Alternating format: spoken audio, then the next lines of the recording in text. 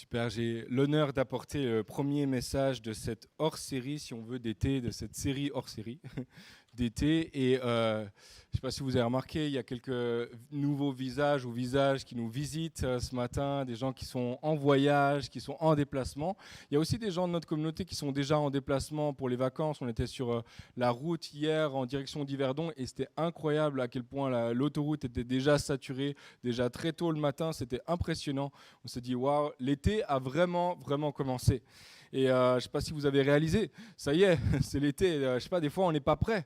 On arrive en été, il y a tellement de choses qui se sont enchaînées, et puis le rythme de vie va tellement bat son plein, et on arrive à l'été, et d'un coup les choses sont là. Déjà l'été est présent, et parfois on n'a pas le temps de se préparer pour ce temps-là. On arrive, on a un sentiment, voilà, c'est un sentiment spécial, hein, ce jour-là où la veille de nos vacances, où d'un coup, d'un instant à l'autre, on a basculé de l'autre côté. Tu sais, c'est ce moment où tu envoies ton dernier mail, puis après tu es en vacances. Ou tu sais, ce moment où tu effectues ta dernière tâche, où tu finalises de ranger tes derniers outils, hein, pour ceux qui travaillent en atelier, où tu classes ton dernier dossier. Et là, tu es en vacances. Il y a un sentiment quand même spécial, n'est-ce pas ? On l'attend ce moment, mais c'est comme si on n'est pas prêt pour ce moment non plus. Une petite mention spéciale aussi pour tous ceux qui ont posé leur stylo. Dernier examen. Ça y est, j'ai terminé enfin les examens. Ça m'a pris la tête pendant 2 mois et maintenant, ça y est, je suis en vacances. Et je prends l'occasion là juste pour dire un gros bravo à tous nos étudiants. À tous ceux, on peut les applaudir, je crois. Vraiment, bravo à vous. Dernier dossier, dernier travail rendu, dernier examen fait, bravo. Et bravo aussi à ceux qui ont réussi, puis à ceux aussi qui n'ont pas réussi complètement. On est vraiment fiers de vous. Vraiment contents, fiers de faire partie d'eux. Et ouais, c'est vrai, on peut les applaudir. Bravo à vous. Moi, je me rappelle vraiment ce sentiment-là lorsque j'étais en études en architecture. Et puis, dernier examen, c'est à la fois le pire et le meilleur. Hein. Celui qui a le pire goût et à la fois le meilleur goût. Parce qu'il y a ce côté où ça fait déjà 3, 4, 5 examens que tu as travaillé. Puis, tu n'as plus autant de concentration que ce que tu avais au tout début. Mais il y a aussi ce sentiment incroyable. Ce petit goût d'été-là qui vient alors que tu t'approches de dernière question, ça y est. Ça y est, je m'approche de la sortie, je m'approche enfin de ce moment que j'ai rêvé depuis des mois. Vraiment soulagement qui prend place après que tu aies écrit ton dernier mot de ton examen. Et là, en l'espace d'un instant, tu es propulsé dans tes vacances. Et sans que tu aies eu vraiment le temps en fait, de te préparer à ça, parfois l'activité, je le disais tout à l'heure, la frénésie de l'engagement et de tout ce qu'il y a à faire, etc., fait qu'on n'a pas eu le temps de se préparer pour entrer dans un temps de repos. Et moi, je crois que c'est hyper important en fait d'être prêt pour ces vacances. Je ne parle pas seulement des questions pratiques, bien que ça soit important aussi. Combien savent que si tu n'es pas prêt pour aller en vacances, il va y avoir des problèmes en vacances qui vont faire que tu vas revenir plus stressé que ce que tu es parti. Certains l'ont peut-être vécu. Moi, il y a quelques années, avec ma femme, on a eu l'occasion, on n'avait pas encore d'enfants, on a eu l'occasion de partir. On avait quelques jours là de battement. On est parti à Florence, on aime l'architecture, on est parti en direction de l'Italie. Et on s'est dit, waouh, on va aller visiter Florence. On ne connaît pas du tout Florence, on va voir. On a réservé rapidement un hôtel, on a pris une auberge de jeunesse, on a pris la voiture, on est allé en direction d'eux, on a vite mis les choses dans le coffre. Et en fait, sur la route, alors qu'on avait déjà traversé, on avait déjà fait des heures et des heures de voyage, on avait fait les files déjà de bouchons, on arrive, on réalise en fait qu'on a oublié nos papiers. Puis là, on est projeté dans les vacances, mais en même temps, tu ne peux pas réellement pleinement y entrer.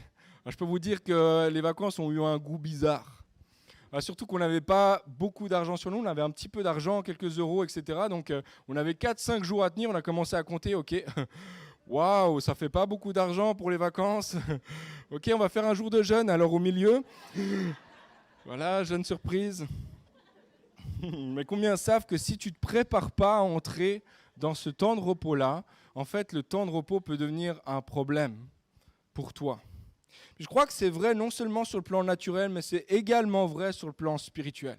Je crois que si on arrive en vacances et qu'on n'est pas prêt spirituellement, il peut se passer des problèmes. Parfois, on se prépare à organiser, on est tout prêt, tout est prêt. La seule chose qui n'est pas prêt, c'est nous. C'est notre corps, c'est notre cœur, c'est nos pensées. C'est comme si notre corps est déjà en vacances, mais nos pensées, notre âme est en train de courir derrière pour essayer d'arriver en vacances en même temps. Et je crois que c'est hyper important en commençant l'été, de se poser la question, est-ce que tu es prêt pour les vacances ? Est-ce que tu es prêt pour les vacances? Moi, je suis content, je fais le premier message de juillet, deuxième message de juillet, mais premier vraiment de l'été qui lance, si on veut l'été. Et je me pose la question, est-ce que tu es prêt pour Ou peut-être la question qui est vraiment à se poser, c'est comment est-ce que tu vas te préparer pour tes vacances? On l'a dit, certains sont déjà partis, c'est trop tard pour eux. Mais pour ceux qui, voilà, dans quelques jours, peut-être quelques semaines, vous allez partir, vous allez prendre un temps de repos. Peut-être vous n'allez pas partir, vous allez être là, mais vous allez être en repos. Comment est-ce que tu te prépares dans ton âme, dans ton cœur, dans tes pensées pour ce temps de vacances? Ça peut paraître un peu banal ou un peu sans importance, mais en réalité, les temps de repos, les vacances mettent en lumière nos cœurs comme peu d'autres choses. En fait, la façon dont on utilise notre temps libre, le temps qui est dégagé ou d'un coup on est dégagé de toutes nos obligations, parle énormément de ce qui habite réellement notre cœur. Voici ce qu'Andrew Murray a dit ceci à propos des vacances, à propos des temps de loisirs. Il dit, c'est pendant les heures de loisirs, quand il est libre de toute contrainte et de toute observation, que l'homme montre ce qui est vraiment le plus élevé en lui. Alors, je me répète, je propose la question, comment est-ce que tu vas te préparer pour tes vacances? La réalité, c'est qu'on a tous besoin de prendre des vacances. Moi, je ne sais pas à quoi a ressemblé ton année, je ne sais pas à quel point ça a été une année chargée ou pas, mais je crois qu'on a toutes et tous besoin de vacances et je crois que Dieu nous y encourage. Et je crois que c'est très important, mais parfois le problème, c'est qu'on arrive dans cette période de repos, de vacances, et on n'est pas prêt dans notre cœur, dans notre âme, dans nos pensées. Ce matin, j'aimerais vraiment qu'on regarde ensemble à une histoire très connue dans l'Ancien Testament. Vous allez voir, certains, vous allez connaître, vous connaissez très très bien cette histoire, qui nous montre un exemple frappant. Si on veut, un contre-exemple de l'importance de disposer son cœur avant de prendre du repos. Puis alors qu'on va regarder cette histoire, moi, ma prière, c'est que toi et moi, on réalise l'enjeu qu'il y a derrière les temps de vacances. Ce n'est pas anodin. En fait, tout est spirituel. Même tes vacances sont spirituelles. Il y a un enjeu spirituel derrière tes vacances. L'histoire qu'on va lire, elle se trouve dans 2 Samuel, chapitre 11 et début de chapitre 12. Et plusieurs, vous connaissez très très bien cette histoire. Mais ce qui se passe ici, ça va vraiment marquer un tournant dans la vie de David. David a vécu l'ascension, si on veut, jusqu'à ce point-là. Et là, il y a comme un tournant qui se passe qui va marquer, si on veut, le déclin, non seulement dans sa vie personnelle, morale, etc., mais aussi dans son règne. Tout va basculer à partir de ce moment-là. Et moi, ce qui m'interpelle, c'est que ce moment-là se passe alors que David prend des vacances. Ok, 2 Samuel 11, verset 1 et suivant. Au printemps suivant, à l'époque où les rois ont coutume de partir en guerre, David envoya Joab et ses officiers en campagne à la tête de toute l'armée d'Israël. Ils ravagèrent le pays des Ammonites et mirent le siège devant Rahab, leur capitale. David était resté à Jérusalem. Or, vers le soir, après avoir fait la sieste, David se leva et alla se promener sur le toit en terrasse de son palais. De là, il aperçut une femme qui se baignait. Cette femme était très belle. David fit demander qui elle était et on lui dit « c'est Bathsheba, la fille d'Eliam, l'épouse d'Uri le Hittite ». David envoya les messagers la chercher, elle se rendit chez lui et il s'unit à elle. C'est une façon quand même soft de dire qu'il a couché avec elle. Elle venait de se purifier de ses règles, puis elle retourna dans sa maison, mais voici qu'elle se trouva enceinte et envoya dire à David « J'attends un enfant ». Alors David fit parvenir à Joab l'ordre de lui envoyer Uri le Hittite. Joab envoya Uri à David, et Uri se présenta à David qui lui demanda des nouvelles de Joab, de l'armée et du déroulement des opérations. Puis, voici le vrai sujet qui l'intéressait. Puis David lui dit « Maintenant rentre chez toi et repose-toi ». Dès qu'il fut sorti du palais, le roi lui fit porter un présent, mais Uri ne rentra pas dans sa maison. Il se coucha à l'entrée du palais royal en compagnie des gardes de son seigneur. Verset 10, on vint dire à David qu'Uri n'était pas rentré chez lui. Le roi fit appeler et lui demanda « Voyons, tu reviens après une longue absence. Pourquoi n'es-tu pas rentré chez toi ?» Uri lui répondit « Le coffre sacré », on parle du coffre de l'Alliance. Le coffre sacré, Israël et Juda logent sous les tentes. Mon général Joab et ses officiers couchent en rase campagne, et moi j'irai dans ma maison pour manger, pour boire et pour coucher avec ma femme. En vrai, Aussi vrai que tu es vivant, je te jure que je ne ferai jamais pareille chose. Et David lui dit, reste encore ici aujourd'hui, demain je te laisserai partir. Uri resta donc à Jérusalem ce jour-là et le lendemain, David l'invita à manger, lui dit, chez lui, il le fit boire jusqu'à l'enivrer. Mais le soir, Uri alla quand même se coucher avec les gardes de son seigneur et ne rentra pas chez lui. Trois petits points ici, on s'arrête quelques instants dans l'histoire, mais en fait, voilà, le plan de David semble tomber à l'eau. Hein, David avait un projet, voilà, il s'est passé un truc, malheureusement, la fille est enceinte, et il doit comme couvrir sa faute. Et la façon dont il a trouvé, le stratagème qu'il a trouvé, c'est juste de faire revenir Uri, de son poste avancé de combat, etc. Et il lui offre des vacances, il lui dit, repose-toi,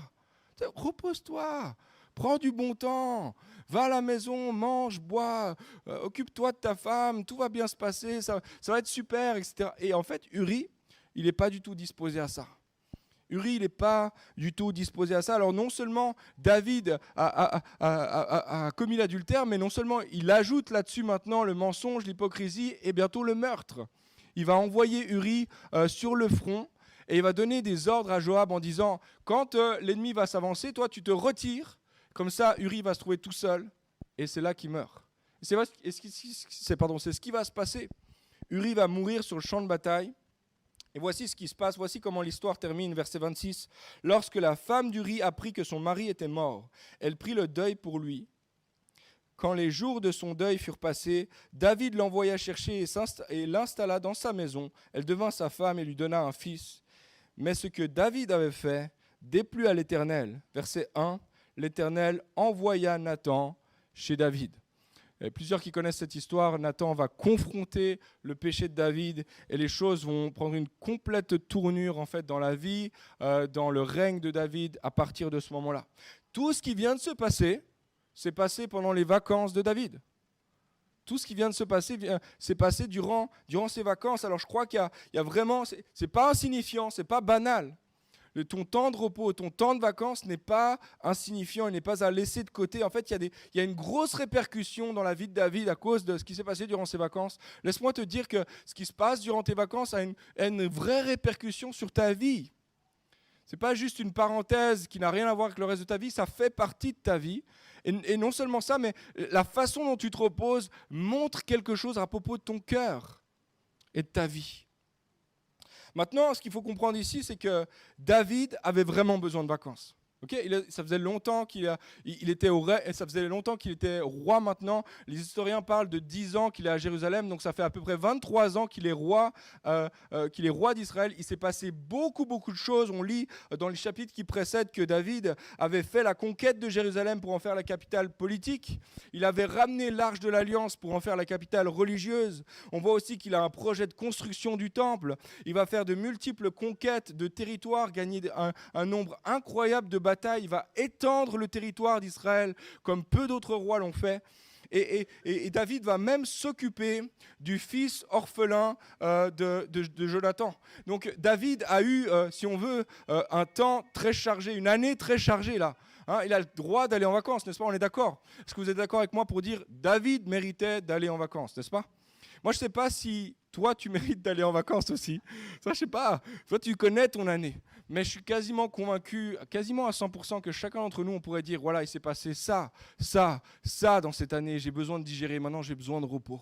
Et je crois que c'est une bonne chose, en fait. Je crois qu'il n'y a pas du tout de condamnation sur l'idée même d'être en vacances. Au contraire, je crois que notre Dieu est un Dieu qui aime les vacances. C'est l'inventeur des vacances et du repos. Je crois qu'il faut s'accorder que David avait vraiment besoin de vacances. Et moi, je ne sais pas si toi, ton année a été faite de réalisation de projets comme lui, ou une réalisation d'une promesse, ou une décision de revenir à Dieu, ou le démarrage d'un projet, ou territoire conquis. Peut-être qu'il y a un territoire que tu as pris dans ta vie que tu n'avais pas avant.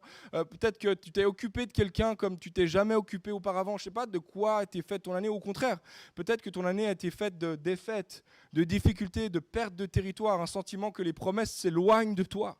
Moi, je ne sais pas de quoi ton année a été faite, mais je suis quasiment sûr, je peux affirmer sans trop de doute que toi et moi, on a réellement besoin de vacances. Là, c'est le bon moment de dire Amen. Amen. Je crois que David n'avait absolument pas tort de prendre des vacances. Certains théologiens ont émis l'hypothèse que David n'était pas au bon endroit au bon moment. David aurait dû être sur le champ de bataille. Moi, je ne suis pas tout à fait sûr de ça. Je ne suis pas complètement sûr qu'il devait être sur le champ de bataille. Je pense qu'il avait le droit de prendre des vacances. Mais je crois que David entre dans ses vacances et il n'est pas prêt pour ses vacances. Son cœur n'est pas prêt pour le repos. Il n'est pas disposé à entrer dans ce temps-là. Je crois que non seulement David physiologiquement avait besoin, tout comme nous, de vacances, mais en plus de ça, Dieu ordonne le repos à ses enfants. Donc je pense que c'est légitime en réalité, si tu planifies de partir, de prendre quelques temps de vacances, c'est légitime pour toi. En fait, le repos était une marque distinctive du peuple de Dieu dans l'Ancien Testament. Je ne sais pas si vous le saviez, mais il n'y avait pas d'autres peuples partout dans la région où ils étaient, où il y avait des vacances, ou en tout cas ce qu'on appelle le sabbat, le jour de repos. Le jour de repos, c'était quelque chose que Dieu a donné à son peuple en fait comme un signe distinctif qui fait de lui le peuple de Dieu. Tu vois, en Égypte, par exemple, quand Dieu va libérer les Israélites et va les sortir d'Égypte, il va tout de suite leur donner la règle du sabbat. Pourquoi ? Parce qu'en Égypte, les Israélites travaillaient 7 jours sur 7. En fait, ils étaient esclaves de Pharaon, qui était un obsédé du travail. Je ne sais pas si vous avez réalisé, si vous lisez l'histoire dans Exode, vous allez réaliser que Pharaon est obsédé par le travail. Il a l'impression que les Israélites veulent aller adorer le Seigneur et puis qu'ils ne veulent plus jamais travailler, etc. Mais ce n'est pas du tout ça qui se passe. Alors du coup, il rend toujours plus dur leur travail. Ah si c'est comme ça, alors on va vous enlever la paille. C'est vous-même qui allez chercher la paille. Ah si c'est comme ça, on va rajouter des difficultés dans votre travail. Vous allez travailler d'autant plus. Tu sais, Pharaon, c'est un obsédé du travail. Et Dieu va libérer le peuple d'Israël de l'emprise du travail ou de l'esclavage lié au travail. Quand Dieu libère, il nous apprend à pratiquer chaque semaine le repos, le sabbat. Alors Dieu n'est pas contre le repos. John Mark Comer a dit ceci à propos du travail, il dit ceci, à propos du sabbat, il dit ceci. Le sabbat est un acte de résistance au pharaon et à son système. Le sabbat est une manière de briser l'emprise du travail sur notre cœur. C'est un acte de défiance et de rébellion contre le train-train sans fin et agité du bourreau de l'addiction au travail et du consumérisme. En fait, lorsque tu pratiques le sabbat, tu es en train de dire quelque chose à ton âme qui va contre-courant de tout ce que le monde te dit. Le monde va dire sans arrêt comme Pharaon, travaille, plus. Il te faut plus, il faut que tu travailles plus. Puis Dieu il dit, en fait, voici, qu'est-ce que tu vas pratiquer pour dire à ton cœur qu'en fait, tu n'as pas besoin de plus. Que tu peux te réjouir dans ce que tu as en moi. Et que lorsque toi, tu ne travailles pas, moi, je travaille pour toi. Amen. Alors, je crois que le problème de David, ce n'était pas qu'il prenait des vacances. Je crois que le problème de David, c'était qu'il n'était pas disposé pour entrer dans son temps de vacances. Et la plupart des lecteurs de la Bible vont voir, en fait, ici, le comportement de David sans comprendre que c'est simplement un symptôme de quelque chose qui se passe dans son cœur. Il y a quelque chose qui se passe dans son cœur et puis ça va émerger de cette façon-là dans sa vie. Mais c'était déjà présent dans son cœur avant. Moi, je crois que tout ce qui a pris place durant ces vacances était directement en lien avec la disposition de cœur avant d'entrer dans ce temps de repos. J'aimerais dire ce matin que ton été n'est pas neutre spirituellement, que tes vacances ne sont pas neutres spirituellement. Ce qui va prendre place durant tes temps de repos, de relâche, est très important pour le reste de tes semaines qui s'enchaînent semaine après semaine, en fait. Je crois qu'il y a une instruction pour nous ici, les amis. La Bible nous enseigne que leur vie, leur expérience doivent devenir des modèles ou des contre-modèles pour nous qui vivons aujourd'hui dans la fin, dans les derniers jours. Il est dit dans 1 Corinthiens 10, versets 11 et 12. « Ces choses leur sont arrivées pour servir d'exemple, et elles ont été écrites pour notre instruction, à nous qui sommes parvenus à la fin des siècles. Ainsi donc, que celui qui croit être debout prenne garde de tomber. » Je crois qu'il y a un avertissement pour nous ce matin. Dans cette histoire, il y a quelque chose qui est pour nous aussi, on est pour partir avec quelque chose de cet exemple-là aussi.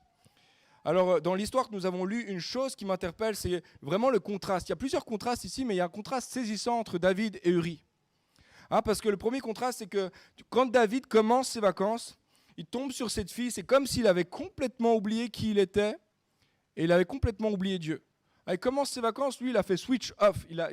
Il pense plus à son travail, mais il pense plus non plus à Dieu. Et alors qu'il pense plus à Dieu, ses yeux ne sont plus sur Dieu. Alors ses yeux maintenant peuvent se poser sur n'importe qui, n'importe quoi. Et non seulement se poser, mais regarder avec insistance jusqu'à mettre la fille dans son lit. Il a complètement oublié Dieu. Il l'a désiré intensément, il l'a mis dans son lit. Puis ce qui est fou ici, c'est que même après avoir couché avec elle, il l'a mis enceinte, etc. Il semble ne plus se rappeler en fait qu'il a un Dieu. C'est incroyable. Alors il concocte un plan en fait pour faire croire que l'enfant est à Uri, le vrai mari de Bathsheba, etc. Puis il le fait revenir de la zone de combat. Voilà, on en a parlé tout à l'heure. Il y a tout un plan, etc. Et il lui offre quoi? Il lui offre des vacances. Il lui dit rentre chez toi, prends du repos. S'imaginant qu'Uri allait faire la même chose que lui. Tu vois, le problème, c'est que David n'avait pas anticipé qu'Uri allait refuser de dormir chez lui. Et voici la raison qu'il invoque au verset 11. Il dit le coffre, il parle justement du coffre de l'Alliance. Il va dire le coffre sacré, Israël et Juda logent sous les tentes. Mon général Joab et ses officiers couchent en race compagne. Et moi, j'irai dans ma maison pour manger, boire, pour coucher avec ma femme. Aussi vrai que tu es vivant, je te jure que je ne ferai jamais pareille chose. Tu vois le contraste? Pendant ces vacances, David oublie complètement Dieu, sa présence, sa parole, etc. Comme si c'était quelque chose du passé. Uri, lui, il a des vacances, on lui propose des vacances, mais ses yeux sont toujours sur le coffre. Ses yeux sont toujours sur là où Dieu est. Dieu est en train de combattre pour moi en ce moment. Moi, je suis en vacances, je suis peut-être là en train de prendre mon cocktail, tu m'offres à manger. Mais moi, je me rappelle, j'ai mes yeux sur Dieu qui travaille pour moi, qui est en train de combattre en ce moment pour moi. Mes yeux ne vont pas détourner, ne vont pas regarder ailleurs parce que j'ai mes yeux sur celui qui combat pour moi. Tu vois, David avait détourné ses yeux de Dieu et Uri ne pouvait détourner ses yeux de Dieu. David était préoccupé par ses propres intérêts, mais Uri, lui, était préoccupé par les intérêts de Dieu, malgré qu'il est en vacances. Il dit, comment est-ce que je pourrais vraiment me détendre alors que je sais que l'arche est en combat en ce moment pour moi? Je crois qu'il y a une leçon pour nous, alors que nous partons, peut-être l'un l'autre va partir dans les prochains jours en vacances, de se rappeler que le Seigneur est en train de combattre pour toi. Que ce n'est pas juste un temps de pause où tu mets tout en pause, y compris Dieu, pas du tout. Dieu fait partie de l'histoire, que tu sois en vacances ou que tu ne sois pas en vacances. Dieu combat pour toi. Garde tes yeux en fait sur l'arche. Garde tes yeux sur le combat que Dieu est en train de mener pour toi en ce moment. Lorsque Uri a eu l'occasion de se détendre, ses pensées à lui étaient... il pouvait pas s'empêcher de penser, il ne pouvait pas souffler trop longtemps parce qu'il était clairement préoccupé par ce que Dieu était en train de combattre en ce moment même pour lui. Toi, une des meilleures manières de te préparer pour ton temps de vacances, je crois, c'est de constamment rappeler à ton esprit, jour après jour, malgré que tu rentres en vacances, peut-être tu prends un temps chaque jour dans tes vacances, de rappeler à ton esprit, Dieu est en combat pour moi, Dieu travaille pour moi en ce moment. Oui, moi je suis en congé, moi c'est différent, moi il y a un rythme différent, etc. Mais moi je me rappelle, mes yeux sont sur toi, Seigneur. Je ne laisserai pas mes yeux aller à gauche, à droite, je ne me laisserai pas faire quoi que ce soit qui dépasse en fait ce que je ferais alors que je serais sur le combat avec toi. Amen. Ça, c'est le premier contraste. Mais voici le second, et peut-être qui l'amplifie, à mon avis, je le crois, c'est que David, en fait, il est connu comme le roi d'Israël. David, on sait, il est le roi d'Israël, c'est le roi que Dieu a choisi. Il est décrit comme l'homme selon le cœur de Dieu, un homme de prière, un homme d'adoration, un homme qui a écrit plus de la moitié des psaumes que nous avons dans la parole de Dieu. Imaginez, cet homme-là est imprégné, toute sa vie, il a consacré à Dieu, que ce soit devant les hommes ou quand il n'était pas devant les hommes. Et là, il se trouve dans ce temps de vacances, et c'est comme si, alors qu'il est l'ami de Dieu, c'est comme s'il se comporte comme un ennemi de Dieu. Et voici le contraste. Uri, c'est un Hittite. C'est-à-dire qu'il fait partie d'un peuple ennemi de Dieu à l'origine. Si on veut, Uri, il représente les ennemis de Dieu. Et Uri se comporte comme un ami de Dieu. Vous voyez un peu le contraste? David, l'ami de Dieu, qui se comporte comme l'ennemi de Dieu en vacances. Et Uri, l'ennemi de Dieu, si on veut, il se comporte comme l'ami de Dieu malgré ses vacances. Et je trouve que ça amplifie ce qu'on vient de se dire ce matin. Dans cet épisode, c'est l'étranger qui est l'ennemi de Dieu qui se comporte comme un ami, et c'est l'ami de Dieu qui se comporte comme un étranger et un ennemi de Dieu. La mauvaise nouvelle pour nous ce matin en écoutant ça, c'est que peu importe à quoi a ressemblé ton année, peu importe à quoi, si tous les jours tu étais dans la prière, tôt le matin, etc., mais pour pas grand-chose, tout peut basculer. En fait, tu peux être l'ami de Dieu pendant toute ton année, tu peux comporter comme un bon chrétien, comme un bon disciple de Jésus toute l'année, et lors des vacances, te comporter comme un ennemi de Dieu. Andrew Murray a dit ceci: le bénéfice de plusieurs mois peuvent être perdus par la négligence d'une semaine. Je trouve que c'est fort. Je trouve que ça nous responsabilise face à nos vacances. Parce que peut-être tu as construit quelque chose pendant des mois et des mois maintenant, que tu as une discipline spirituelle, tu te tiens devant Dieu, tu tournes ton regard, tu es en train d'aiguiser certains dons que le Seigneur t'a donnés, etc. Et par la négligence d'une semaine de vacances, tu pourrais tout perdre. Il y a un enseignement ici. Ce n'est pas parce que tu as eu une vie riche en expérience de la présence de Dieu que tu es prémuni contre l'éloignement de Dieu. Au contraire. Au contraire, en fait. On l'a dit tout à l'heure, l'ennemi est à l'œuvre aussi. En fait, ce qui est naturel chez l'homme, c'est de s'éloigner de Dieu. Malheureusement, c'est un peu notre tendance naturelle. Il est dit dans Jacques 1, verset 13 et suivant, que personne, lorsqu'il est tenté, ne dise « C'est Dieu qui me tente », car Dieu ne peut être tenté par le mal et il ne tente lui-même personne. Mais chacun est tenté quand il est attiré et entraîné par ses propres désirs. Puis le désir, lorsqu'il est encouragé, donne naissance au péché. Et le péché, parvenu à son plein développement, a pour fruit la mort. Paul va donner le même témoignage dans Romains 7, il va dire, il y a des choses que je veux faire, je ne les fais pas. Il y a des choses que je ne veux pas faire, je les fais. Alors il y a quelque chose en nous qui est comme naturel à s'éloigner de Dieu malheureusement. Et quand on prend un temps de vacances, je crois que c'est important de réaliser ça, de connaître notre nature, puis de connaître qu'on aura tendance naturelle. Je ne sais pas si vous vous rappelez quand ceux qui, peut-être ça fait longtemps que vous n'êtes plus allé à la mer, moi ça fait longtemps que je ne suis plus à la mer, mais quand tu vas à la mer, tu te mets dans l'eau et petit à petit tu peux dériver, et tu t'en rends même pas compte, tu es sur une bouée, tu profites, le soleil, ça rigole, etc. Mais petit à petit tu t'es éloigné, puis à cause du courant, puis tu n'as même pas réalisé, mais petit à petit tu es loin de ta serviette. Tu as longtemps à marcher pour revenir à ta serviette. Et malheureusement, spirituellement, il y a quelque chose comme ça aussi. C'est que tu peux aussi petit à petit, de manière insidieuse, sans même t'en rendre compte, petit à petit tu t'éloignes. Et puis lorsque tu reviens, waouh, en fait je suis super loin. Puis ça va me prendre un effort pas possible de revenir par la négligence d'une seule semaine. Un commentateur biblique a dit ceci: une chute, même si elle survient subitement, n'est en fait que l'aboutissement de tendances secrètes qui n'ont pas été jugées, n'ont pas été même admises dans le fort intérieur. Il suffit d'une occasion favorable et ce qui est en germe dans le cœur se développe pour porter de tristes fruits qui feront verser des larmes amères. C'est l'expérience de David. Et moi, je ne souhaite pas du tout cette expérience-là. Ça, c'est une mauvaise nouvelle. Mais voici la bonne nouvelle, parce qu'il y a une bonne nouvelle aussi dans ce qu'on vient de lire.